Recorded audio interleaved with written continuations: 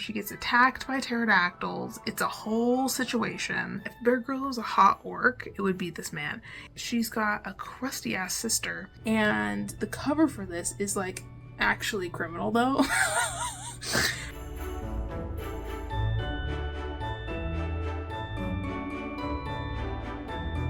Hey, what's up? My name's Alea. Welcome back to my channel, and welcome to another reading vlog. So this week we're going to be doing a weekly reading vlog where I'm going to read a bunch of monster holiday romances. So basically I have been finding a bunch of really good stuff on Kindle Unlimited lately that's like specifically monster romances set during like Christmas and New Year's and winter time of year. And I'm really excited about a lot of them. A lot of them are ones that I haven't really heard anybody else talk about. And so I have quite a few on my TBR, so I'm not really sure how many I'm going to get to in this reading vlog, but I like to read at least a few of them and kind of just like mood read my way through the ones that I've been finding recently. So the first one I'm interested in is called Dragons Don't Do Happy Holidays. So this is a dragon shifter romance set during Christmas in like a really small cozy town, and the main guy is the dragon shifter and he's like really grumpy. And so I thought that was really cool. And then I found another one. This cover is stunning. It's called Orc in the Mountain. And again, I've never heard anybody talk about this, but it's about this human woman who gets asked out by her orc boss at the bakery she works at, and he like wants her to be his mate, and she tells him no, and he doesn't take no for an answer. And so she decides to run off into the mountains to get away from him in the middle of the winter. And I think like a blizzard hits and she ends up getting hurt and she's out there by herself, and then this hot orc guy finds her, and he's like this hot mountain man orc, and it's set during the holidays as well. And I think she lives in this like small orc village in the mountains, so I think it's going to be like a cozy small town winter vibe as well. And then I also have a few on that are like already in my Kindle library. So I have one called Alchemies to Lovers. So this is a romance between the son of Santa, who I think is a human guy, and then one of the elf girls from the North Pole. And I think she like doesn't know she's an elf. I'm not sure how that is, but anyways, the cover looks really cute. Haven't heard anybody talk about it, but the title kind of implies it's enemies to lovers too, and I really like that, so I wanted to give that a go. I also found one. It's called the Mrs. Claus. This is a demon daddy Satan romance, and it's between Santa's daughter, her name's Mariah, and then this demon guy, and he's like the king of the demons, and he basically is like taken over the North Pole and like sent Santa to hell with all the other elves except this girl Mariah, and he's like trying to force her into an arranged marriage with him. Anyways, sounds very spicy. That's like a newer release from I think just came out this December. And then I also want to read Railed by the Krampus. So this is also by the same author who wrote the last one, the Mrs. Claus. So this is an older one from her. It's called Railed by the Krampus. So it's what it sounds like, a Krampus smut novella. And I think it's between Krampus and a human lady, and that's all I really know. And then I think the last one on my list is Satan by Layla Faye. So this is also set during Christmas, and somehow this human lady like summons Satan to her house during Christmas time, and he like wants to get a little bit spicy with her. And the cover for this is like actually criminal though. They really made that font white and drippy, huh? Anyway, also his mask looks like a goofy wrestler mask or something. That's so weird. It's like a El Diablo mask or something almost, where it looks like super fake, but I think that's his real face. Anyway, weird. But anyways, that's all of the like funky holiday monster romances that have been like on my radar recently. So I'm just gonna read as many of these as I feel like reading until I get bored and want to switch and not read monster romance anymore for a little bit. So I'm really excited. I think these are gonna be really good. There's a whole bunch of them on KU, so these are just some of the ones that kind of like piqued my interest. But if you have any other recommendations for specifically like monster holiday romances, it doesn't even have to be Christmas, it could be like any holiday, let me know in the comments, because I've just been looking out of curiosity. So that's what we're going to do this week. We're going to read a bunch of those, and then I also kind of want to like stay home and do some like holiday stuff. Like I think we're going to watch The Grinch. The Grinch is my favorite Christmas movie, and we watch it every year. So I think we're gonna watch The Grinch, and then our kitten Nellie is also getting spayed this week, so I think we're gonna kind of hang out at home and like take care of her and like make sure she's okay when she gets back from her spay, because she has to have the cone of shame on for like 2 weeks, so she's probably gonna be like kind of going through it. So we're gonna take care of Nellie, we're gonna hang out at home, maybe do like some baking, watch some movies, and read some smut. So anyways, without any further ado, let's get into the vlog.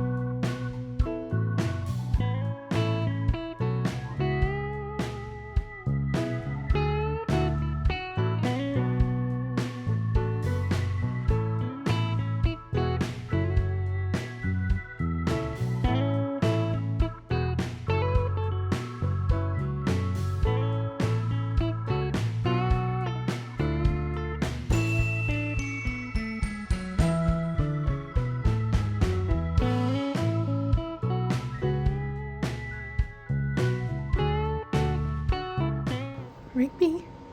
Rigby? Are you watching the snow? Yeah, what do you think? It's his first Christmas. His first snowy Christmas.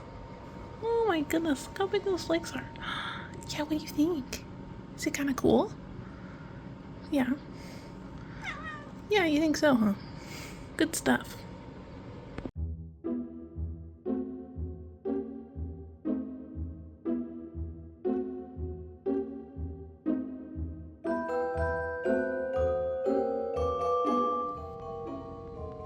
Nellie, what are you doing? Hi, cutie. You're cute. What's up, Pookie? Little Pookie.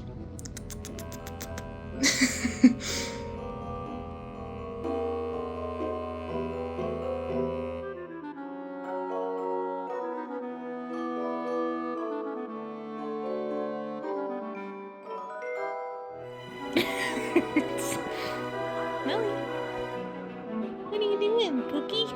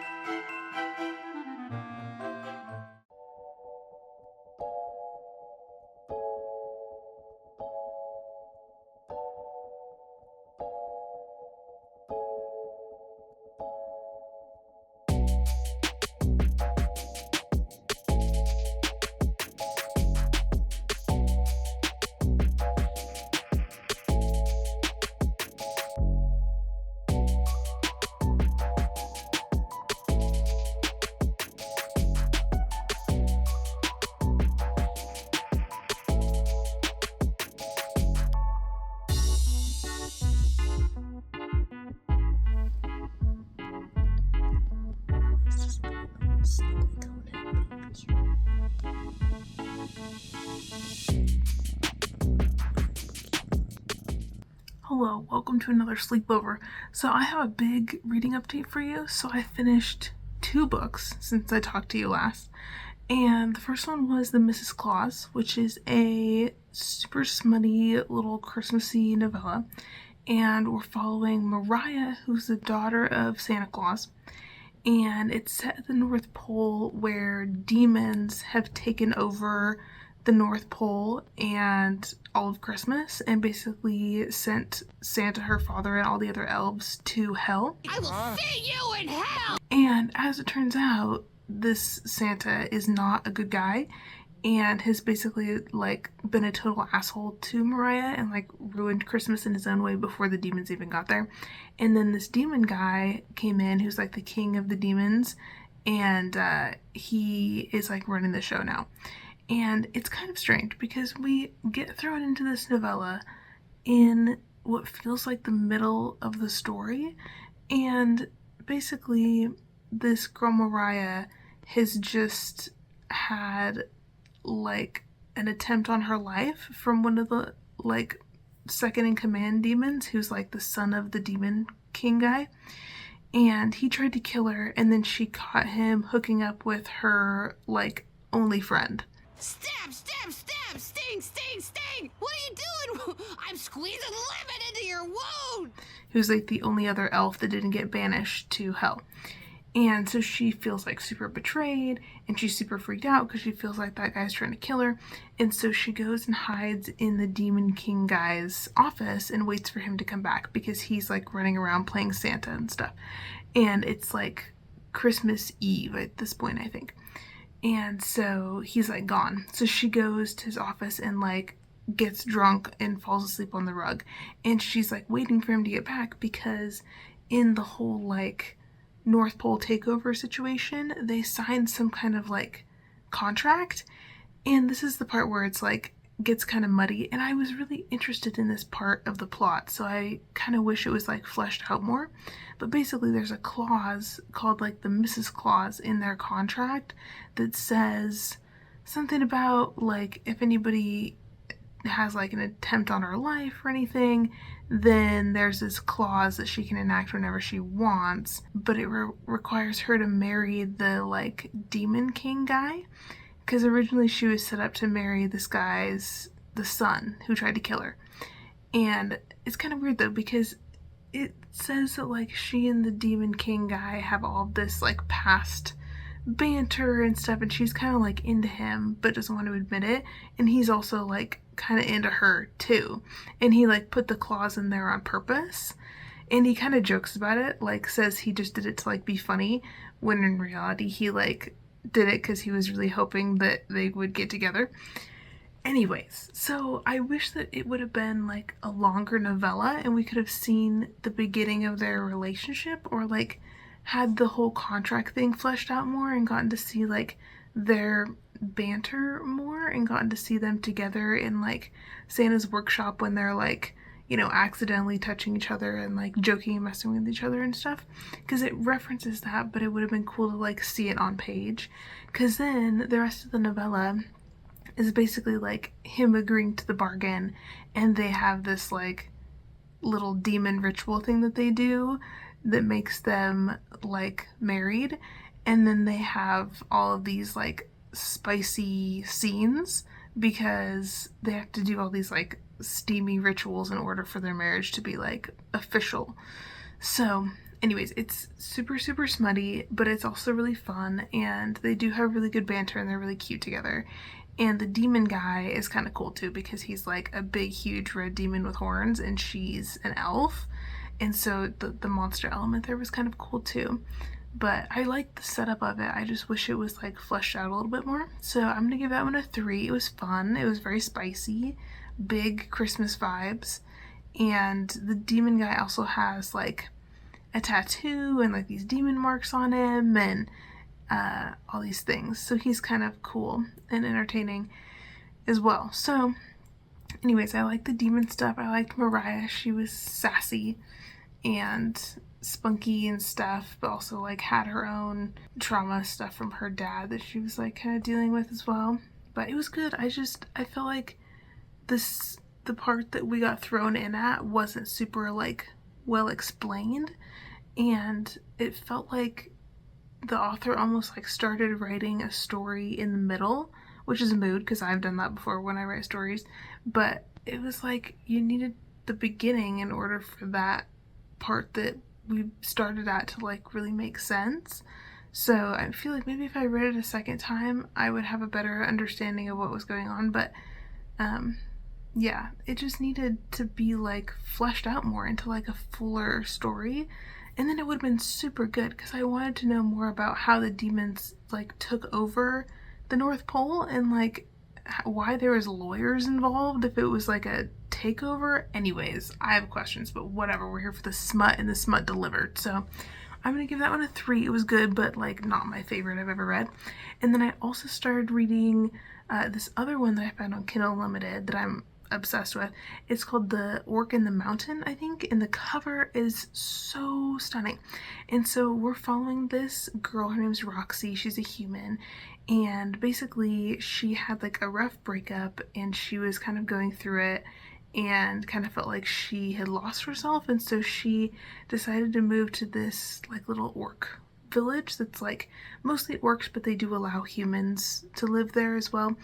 And so she's working at this bakery at the orc village and kind of just like getting settled and doing her thing. Well, she's got this boss who's an orc, and he has a crush on her, and she's told him before like, hey, I don't like you like that, you know, whatever. And he always like kind of hits on her at work and like makes comments about her body, and it's kind of weird. Ow. And then every 5 years in the orc village they have this like mating ceremony thing that they do in the whole town, where like if you are with somebody and you want to get married, that's the only time you can get married, like ever. It's like every 5 years they have this ceremony, and like it has to be blessed by their like orc god and stuff, and it's like a big public kind of thing. So anyway, so basically her boss proposes to her and wants to like marry her at the orc ceremony, and she's like, no, like I don't like you like that, and she turns him down. But she's freaked out because she doesn't want to have to like see him every day at work until the festival happens, because it's still like a whole nother week. And so she decides, you know what, whatever, I'm gonna cash in all my vacation days and I'm gonna go off into the mountains, because she has like camping gear and stuff. But she goes by herself, and she doesn't know the territory very well because she hasn't been living in the orc lands for very long. And so she hikes up this big ass mountain, and what she doesn't realize is that there's these like predatory pterodactyl-esque birds that live at the top of this mountain. So long story short, she gets stuck in a storm, she gets attacked by pterodactyls, it's a whole situation, and then she's hurt and she's lost, and she's like getting hypothermia, and this hot orc guy comes out of this like cave in the mountain and like saves her. And she is like not necessarily sassy. I wouldn't say she's sassy. I'd say she's like just been going through it and like dealing with a lot of shitty men, and is like emotionally like distraught. And so she's like fighting him the whole time he's trying to save her, and whatever. So they get back to the cave. He like fixes her up and like stitches up her leg and like gives her clothes and food and stuff, and then they kind of have like some banter going on, but he's very like stoic and surly and grouchy and stuff, and whatever. But basically she's like super scared of needles, and so he has to like give her stitches, and he like talks her down from her like anxiety attack over it and stuff. And he's very like calm, and he's hot, and he's like a big warrior guy, and he's super buff, and he like cooks for her, and he has his own like garden and everything. It's very cute. He's very like Bear Grylls-esque. If Bear Grylls was an orc, if Bear Grylls was a hot orc, it would be this man. I really like him. His name is Rook. He's very calm and very sweet, but he got his heart broken by a human woman like 5 years ago at the last mating ceremony, and so he's kind of like anti-human, and they end up being in this like close proximity, only one bed, like sassy banter situation. And he's like nursing her back to health in this cave, and she can't really leave because she can't walk down the mountain by herself because her leg is all busted from the pterodactyls, I guess. Whatever. What the pterodactyls have to do with the rest of the story is like beyond me, but whatever.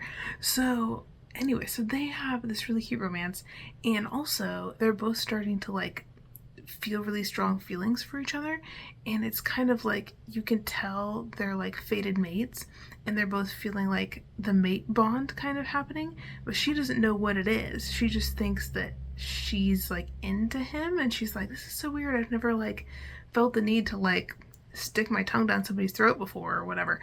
And then he kind of can tell what it is, and he's like resisting it because he doesn't know her, and he's really apprehensive, and he kind of has like a Grinch vibe about him, you know, where he's very like anti the work town during like the certain time of year because he's like emotionally hurting and he's kind of a loner, and he like goes up into the mountains to like avoid everybody and all this stuff. So he's kind of like the Grinch in a way as well, which I also really like. So it was really cute, honestly. They have really fun spicy scenes as well, and so I think I'm gonna give this one like a 3.75 or a 4. The first part was really, really good, and then towards the end, like not quite to the end of the story, they have some more like spicy scenes, and there was a few points where we were in the girl Roxy's POV, and she's talking about like how like the spiciness is so good she feels like she's like on another planet, and she starts talking like she feels like she's flying, like she's a bird in flight, and yada yada yada. And I'm like, girl, are we still in the cave? Are you still boning this man in the cave? Like, where are we? What is happening? Anyway, but he is really sweet to her, and I like that a lot. Like, he goes into the village and like buys her like clothes because his clothes are like way too big for her because he's an orc, and he like braids her hair and makes her dinner and like teaches her how to like weave baskets and like how to garden and all this stuff. It's really cute. And he also has like magic powers because some of the orcs have like extra magic abilities, and so he's one of those guys, and so he can like heal people and stuff. So he also uses like healing magic on her and things like that. It's very cute. So their banter is really cute. It's also set in the orc village, as well as like being in his like magical cave where he lives, and so you also get like the cozy baking vibes with her working in the bakery, and like the cozy Christmas winter village and all that. So it's very cozy, very atmospheric, good banter, fun spicy scenes. I would say just like a few times where the dialogue got a little cringy, or like her inner monologue got a little cringy, but overall I really enjoyed it, and I had a really good time, and I like tore through it really fast. So I'm leaning towards more of a 4, mostly just because of like my enjoyment level. But that's kind of what I finished so far. I also am like just a couple pages into the one by Layla Faye, I think her name is. It's called Satan, the one that has like the raunchy ass cover. Anyway, this one is starting off with our main character Daisy, and it's Christmas Eve. She's alone. She's like hanging out, feeling sorry for herself on her couch, and she's eating like cookie dough ice cream out of the bucket, just like feeling her feelings because she's got a crusty ass sister who lied to her parents about some drama that happened, and they basically told her she's not allowed to come to Christmas with the family, so she's like really upset about it. And her sister is like super vindictive and manipulative and rude, and basically her sister slept with her boyfriend, and our main girl Daisy like took a video of it and like showed all of their friends and family, and the parents like don't believe her. Like, how could you not? But the sister told them that like Daisy and the guy broke up, and then he slept with the sister. And so her parents are like, oh, you're just like jealous of your sister. Girl, what? Even if they broke up a day ago, it's not okay for you to be banging your sister's ex-man. What are you talking about? Out of pocket. Anyway, so our main girl Daisy's all sad, and so she's like, I can't really do anything because my family won't let me come over, and everybody else is like doing shit with their own families because it's Christmas Eve. And so she's like, I'm just gonna write a letter to Santa because I feel like that's the only like Christmas thing I can do right now that's like free. And so she writes like all of her grievances to Santa about like how she feels like shitty and like all the stuff that her sister's done to her over the years. It was like really awful, and I mean like awful, horrible stuff. Like her sister basically like stole all her friends, stole all of her boyfriends. As a kid, her like family or Santa or whoever got her like a dollhouse for Christmas as a child, and her sister put a dead cat in the dollhouse and then told the parents that she did it, and they sent her to like a child psychologist. crazy. Anyways, her sister sounds like a monster. And so basically she writes this list or letter, whatever, to Santa.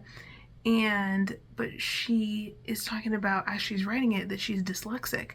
And so I think at the beginning of the letter, she must have written like, Dear Satan instead of Dear Santa. And so she like throws the letter in the fire, and then her fireplace like explodes, and this guy is now in her apartment. And so I'm thinking that that's like Satan, like she summoned Satan by accident, but I haven't really gotten into like the meat and potatoes of that part yet. So anyways, that's where I'm at. So far, the Christmas monster smut reading is going very well, and I'm having a very good time. I love reading monster romance, but reading like specifically the Christmassy ones is really fun, and I'm kind of surprised I haven't done this kind of a vlog before, to be honest, and I haven't really seen other people on booktube do it either, but I think it's really fun. So anyways, I'm having a good time, so I'm gonna go do some more reading, and I will talk to you tomorrow. Hi, Nellie Bally. How you doing? Hi, cutie. Yeah. Did you get chicken in your cone? Did you get chicken in your little cone? Also, quick Nellie update. She's doing good. She got spayed, and so now she has to be in a cone head for 2 full weeks, which is brutal. She keeps getting chicken inside of her cone every time that she tries to eat, and all she wants to do is like snuggle and sleep and be held. So anyways, it's going good. She seems like she's doing good. She's like getting more peppy and stuff, but she's just like a little cone head, and she keeps running into things, and she just like wants to cuddle in bed, but she's doing good.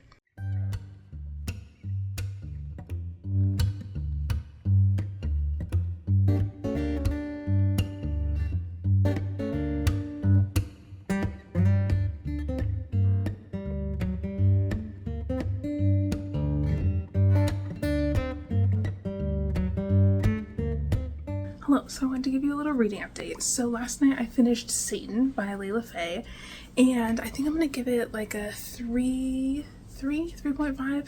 Basically, we ended up following our main girl, Daisy, and I think last time I talked to you about this book, she had just like summoned Satan by accident. So basically they kind of like figure out that she has been writing these letters to Santa for like many years, and he's never gotten any of them because she accidentally wrote Satan on all of them, and she didn't realize when she like threw them in the fire and burned them that they weren't going to Santa. That's like the way that Satan receives mail, is like through stuff that burns in the fire. Anyway, so he's been reading her letters for like many years, and it's pretty clear that he is like really into her and wants her to be his like mate or wife or whatever, but she has to complete all of the 7 deadly sins in order to be able to like be with him, and she hasn't completed the lust one yet because she's still a virgin. And so basically he has come to her house to be like, hey, so I saw in your letter that you hit like all the other sins, and I'm gonna try and make you like fall for me, because then if I can seduce you, then you've hit all the deadly sins and then you're mine, basically. And sorry, Rigby's playing with the vacuum cleaner, so you know, whatever, he's having a moment, we'll just let him do his thing. So anyway, so basically she's like, I don't believe you that like Santa didn't get my letters. And he's like, okay, fine, then we'll just go see Santa. So he takes her to see Santa, and he's like, now listen, Santa's not like the nice guy that you think he is. He's actually like kind of an asshole, so like don't get your hopes up. And she's like, I don't believe you. And so whatever, so they go to Santa's workshop, they see the creepy elves, they have this whole incident with evil Santa, and then the story kind of goes from there, and she and Satan start like developing this relationship, and they start like messing around and stuff, and then she gets kind of like freaked out that she's like actually falling for him. And anyways, it's short, but it's pretty like substantial for like how long it is. I don't think it was as good as her other book that I read, though. I read her Thanksgiving smut one called Full Sack, and I really liked that one. That one was really funny, and the banter was really good. The spicy scenes were really good. This one has some similar themes to it and some similar things kind of going on, but I think I like that one better because it was like really funny. And this one doesn't really have like the humor aspect of it. So I think it was like a little bit lower for me. Like I think I gave Full Sack 4 stars, and I think I'm gonna give this one like a 3.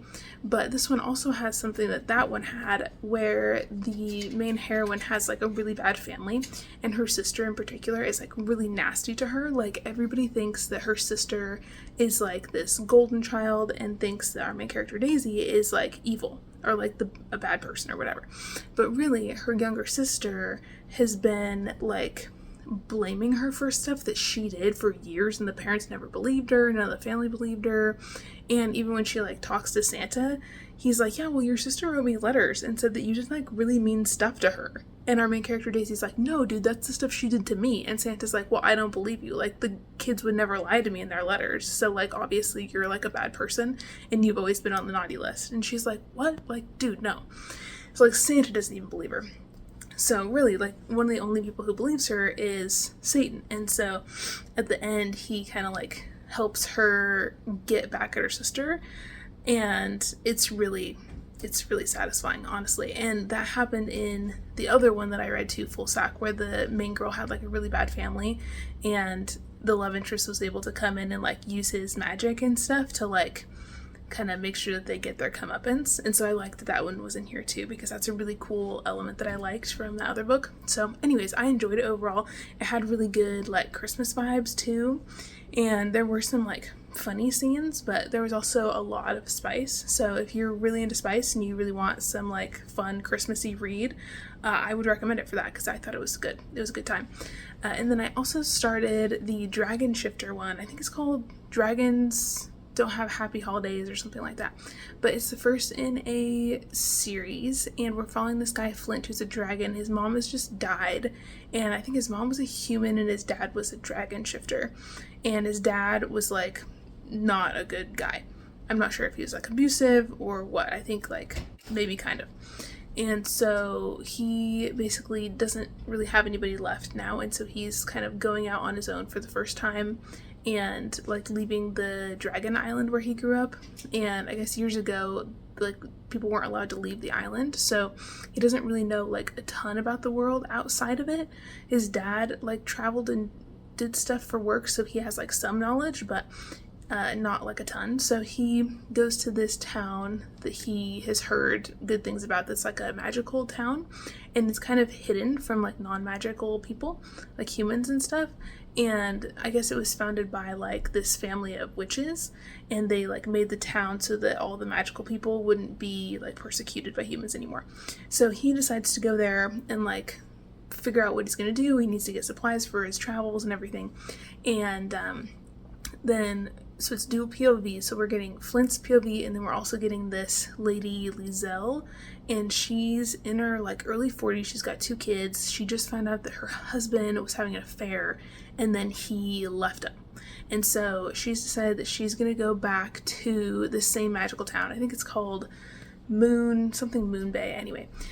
So this town is kind of like Halloween Town from those like early 2000s movies, and basically the whole Lizelle plot is literally just Halloween Town. So it's like the mom with the kids, and the grandma is a witch, and the mom's a witch, and the kids are witches, but the mom has never told the kids that they have powers, and they don't know she's a witch, and the dad's a human, and they've been living in the human world this whole time with no knowledge of like any magic creatures or anything.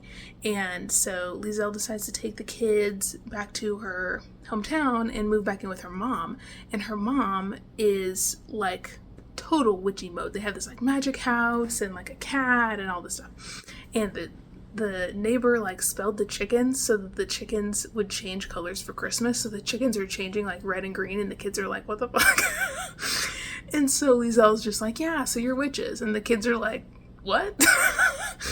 So it's a very Halloween Town, like Halloween Town called and they want their plot back, but it's still good because I really like that story.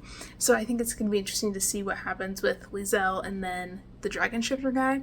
So the Shifter guy at this point is like realizing that he's basically broke. He doesn't know what he's doing. He has no plan, and he needs money. So he's taking a job at this like magic tavern called the Lonely Tavern. and I think he's gonna end up staying in the town for a little while. And also, when he was like flying over the town before he landed, he could like sense that his mate was there, and so I think Lizelle is his mate, but he's kind of fighting it. Like, he doesn't really want anything to do with like having a mate. Like, he feels like whoever this woman is would be better off without him, and you can tell he's like grieving his mom pretty hard, and he's like pretty gruff and stoic and stuff like that. So I think it's going to be interesting to see what happens with him and Lizelle, but I'm not sure what the dynamic is going to be between him and her kids, because her kids are pretty young. Her son is 5 and her daughter's 8, and their dad just left, and the daughter, poor thing, she's basically like talking to her mom once they get to the magic town, and she's like, well, how is dad going to find us if you have to be like a magic person to see the sign in the tunnel to like go through to get to the town? And the mom like doesn't have the heart to tell her, like, I don't think your dad cares where we are. Like, he left. Like, he does not give a shit anymore. So anyway, so she's trying to like protect her kids, and she's trying to figure out what she's going to do for work now that they've moved to this new town. And I think she does like magical brewing, like potions and stuff, but she also brews like beer and things that are also like magical. So I'm thinking maybe there's going to be a connection between like her brewery that she wants to start and like the tavern where he's working. Maybe there will be a crossover moment there. I don't know.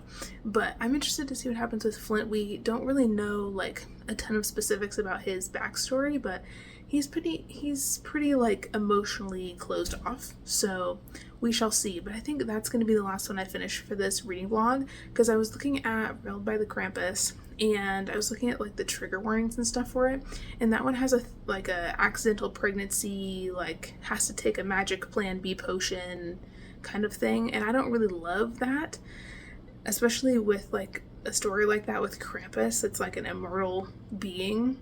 It always like pisses me off when there's like immortal monster guys in monster romances that like still don't know how to pull out. Like, dude, you've been alive for eternity, you still haven't learned yet? Like, get good, you know? So I don't really vibe with that. I don't really feel like reading that right now, so I think I'm gonna hold off on that one. And then the only other one I had on my TBR was the Alphemies to Lovers one, and there's a chance I could still start that, but I'm not sure. I think that one's a little bit longer, so we'll see when I get done with the Dragon Shifter one. So I'll probably update you in a little bit when I've read something else. Hello, I'm here to wrap up this reading vlog. So I just finished Dragons Don't Do Happy Holidays, and I think I'm gonna give it a 3. It was good. I liked the dragon shifter element in here. Our main guy Flint can speak to his dragon in his head, so it's kind of like some of the werewolf shifter romances that I've read, where it's like his dragon is like a separate being almost, but they're like one person in his head, if that makes sense. So he has like full-on conversations in his mind with his dragon that nobody else can hear, and his dragon is really pushing him because the dragon knows that Flint's mate is in this town, Wishing Moon Bay, that they've just arrived at, and his dragon is basically like, dude, you need to like go get your mate. And Flint is like, no, I think she would be better off without us. Like, you know, he's got all this emotional baggage going on that he's dealing with after his mom died, and the dragon is like, dude, no, like, we're meant to be with our mate, and you're keeping us apart, and it's your fault. And so he and the dragon are kind of at odds over that. And our main girl, Lizelle, is getting her brewery set up and trying to, like, get her kids established in this town after her husband left and all that. And it's Christmas time, and so she is also trying to like make sure that her kids have a good Christmas, and so they're doing a lot of Christmas activities, and so the kids really want to go and like get a Christmas tree and decorate it and everything. And so once Lizelle and Flint start like crossing paths, they kind of run into each other while they're doing Christmas stuff, because Flint gets hired at this magic tavern, the Lonely Tavern place, and the lady there is a really powerful witch, and she is like kind of trying to get him and Lizelle together because she can also sense that they're mates. And so she sends him on all of these Christmassy errands where he inevitably runs into Lizelle and the kids. Rigby's having a moment.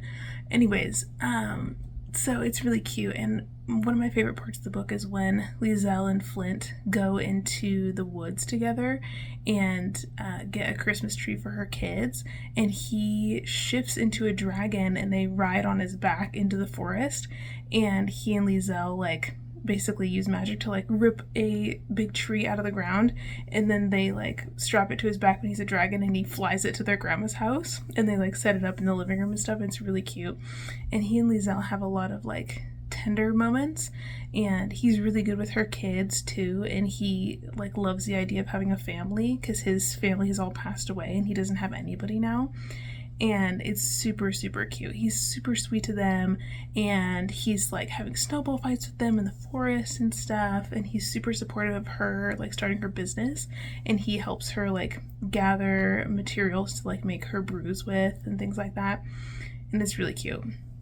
It's very fun. I like the cozy elements. There's a lot of good like magic small town cozy scenes where they're like shopping and going to a bakery and like going to the toy store and all of that kind of stuff, and it's very atmospheric, and I really like that. I like the magic world in here. I like the shifter stuff, and it's kind of cool to get to see Flint like shifting between his human form and his dragon form, and then talking to his dragon. And when he's in his dragon form, he's actually like better at communicating with his mate. Like his dragon is very forward about it. Like he doesn't even want to tell Liesel that they're mates at first, and she's like kind of confused because she can like sense the mate bond, but she's like, if we're mates, then why isn't he like saying anything about it? Because it's a big thing for shifters in particular. And then when he shifts into a dragon and he meets her in dragon form, she like knows it's him, and he like does like a puff of smoke out of his dragon nostrils, and he makes the smoke look like a heart, and she like asks his dragon like, are we mates? And the dragon like nods to her like, yes, we're mates. And it's so cute and tender, and Flint is like, dude, I didn't want her to know, and the dragon's like, dude, fuck off. Like, you're being dumb. And it's funny because she tells him later like, it's so interesting that your like softer side is your dragon side, you know, and when he's a human he's a lot more stoic and like emotionally closed off and hard to read, and like doesn't talk about his feelings a lot and stuff. But anyway, so they're cute. The stuff with the kids is cute. Magic elements, cozy elements are great. One of the things I didn't love is that some of the like writing and dialogue, especially towards the end, gets a little bit like cringy, and I didn't super love that. And I also don't like that the whole time Flint is hinting to her that he has this like dark past, and that's why he's like standoffish and feels like she'd be better without him and whatever. And he never really explains to her like what his dark past is, and he doesn't really explain it to us either. Like, we know that his dad was abusive and awful, and his dad was like the leader of the dragons and like abused his mom and stuff even though they were mates, and then his dad died, and it seems like the whole like dragon society imploded essentially, and then his mom died, and that was kind of it. So I don't know, I think he used to do like bad stuff. I don't think he was like a killer for hire, but I think he did do like some shady, you know, stuff, like gaining information, maybe like torturing people for information or stuff like that. I don't know. He never really like goes into specifics or like explains his backstory to her so that she can like understand where he's coming from. And so that was kind of frustrating for him to just be like, I'm just like so scarred and broody, and it's like, king from what? Like, whatever. But it's a novella. It's not long, and I think that the point of it was for it to be more like fluffy and magical instead of like focusing on the darker parts of like his background, but still. Anyway, so I thought it was good. I'm gonna give it a 3. It was solid, but it wasn't like my favorite of all time because some of the writing was kind of cringe and probably could have been like cleaned up a little bit more. But anyways, it was good. I would say overall, if I had to rank all the books I read in this video, I think my favorite one was Orc in the Mountain. That one was really good. The banter and tension there was just really fun. And I like the main orc guy. He was really cool. And then I think my second favorite was probably Satan by Layla Faye, which is surprising. But this one also had some really good funny scenes as well. And I just think that the whole like premise of Satan being the way that he is in this story is so outrageous, and I like that.